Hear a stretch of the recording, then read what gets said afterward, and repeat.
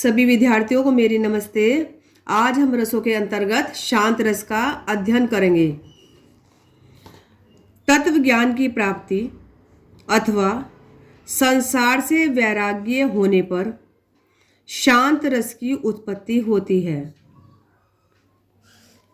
यानी कि तत्व ज्ञान संसार की क्षणभंगुरता तथा सांसारिक विषयों की असारता से उत्पन्न होने वाले वैराग्य। जब मन में वैराग्य उत्पन्न हो जाता है तो वहाँ पर कौन से रस की उत्पत्ति होती है? शांत रस की उत्पत्ति होती है, जहाँ न दुख है, न सुख है, न द्वेष है, न राग है और न ही कोई इच्छा है। ऐसी मन स्थिति में उत्पन्न रस को मुनियों ने शांत रस कहा है। अतः यहाँ पर जब सुख दुख से सभी भी विकारों से मन हट जाता है और मन एक शांत अवस्था को प्राप्त हो जाता है, जिस पर न कोई सुख का असर होता है न दुख का असर होता है, तो वहाँ पर कौन सा रस होता है? वहाँ पर शांत रस होता है। इसका स्थायी भाव निर्वेद है। इसके उपकरण जानते हैं। स्थायी भाव निर्वेद यानी कि वैराग्य, आलंबन परमात्मा का चिंतन, संसार की क्षणभंगुरता, उद्दीपन सत्संग, तीर्थ स्थलों की यात्रा, शास्त्रों का अनुशीलन, अनुभव यानी कि चेष्टाएं क्या होता है? पूरे शरीर में रोमांच, मन प्रफुल्लित, अशु आदि, संचारी भाव, घृति, हर्ष, स्मृति, मति, विबोध, निर्वेद आदि। इसका उदाहरण देखिए। मन मस्त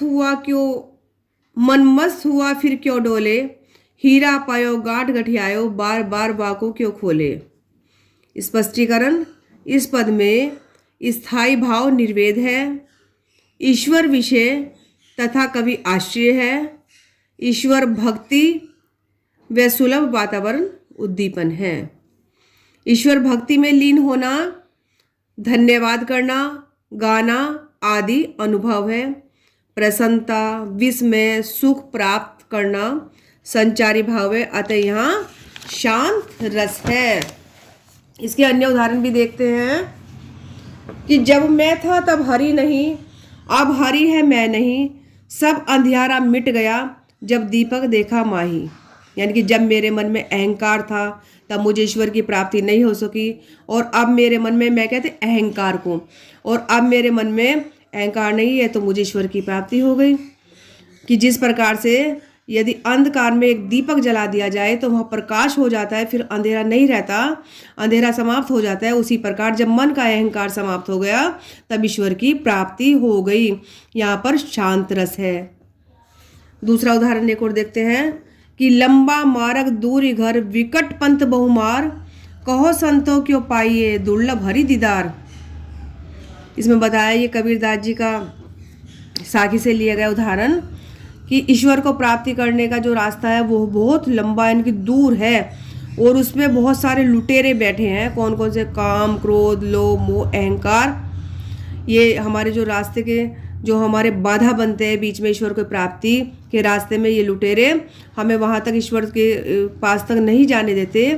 तो बताइए कि ईश्वर का दर्शन कैसे हो?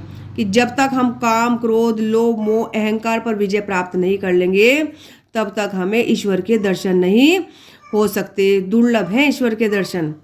तो यहाँ पर भी हमारा शांत रस है। और उदाहरण देखते हैं सूरदास जी का कि मेरा मन अनंत सुख पायो, और जैसे उड़ी जहाज को पंछी फिर जहाज पर आयो।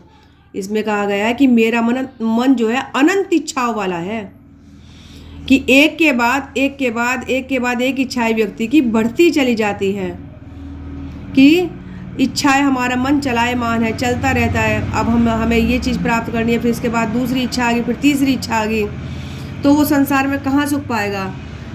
कि जिस प्रकार से यदि कोई पंछी जहाज पर बैठा हो और वो पूरे जहाज से उड़कर कहीं और बैठना चाहे, लेकिन वहाँ चारों तरफ समुद्र ही समुद्र है, चारों तरफ वो जब उड़ेगा तो समुद्र के ही चक्कर काटेगा, फिर वो वहीं पर आके बैठ जाएगा। तो मेरा मन अनंत इच्छाओं वाला है, वो कहाँ सुख पाएगा? वो सिर्फ जब हम अपने मन को ईश्वर में लगा लेंगे। सुख कहाँ है? ईश्वर में सुख है, संसार में कोई सुख नहीं है। और देखते हैं कि राम नाम की लूट है, लूट सके तो लूट, और अंत समय पछताएगा जब प्राण जाएंगे छूट। तो मुझे आशा है कि आपको शांत रस समझ में आ गया होगा। आप परीक्षा में कोई सा भी एक उदाहरण लिख सकते हैं, उसका स्पष्टीकरण लिख सकते हैं।